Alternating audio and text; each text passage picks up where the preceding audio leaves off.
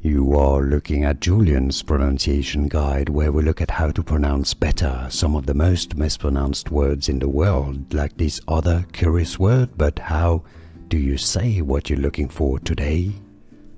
Let's learn once and for all how to pronounce this quite curious word, but the pronunciation is actually pretty easy once you know. This is a tool similar to an axe, okay?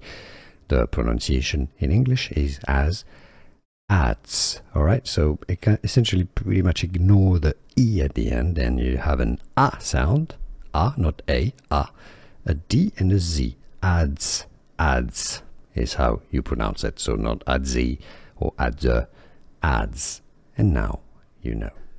Here are more videos on how to pronounce more confusing words and names too many mispronounced. Like this video if you found it useful. I appreciate your support. I'll see you soon, and thanks for watching.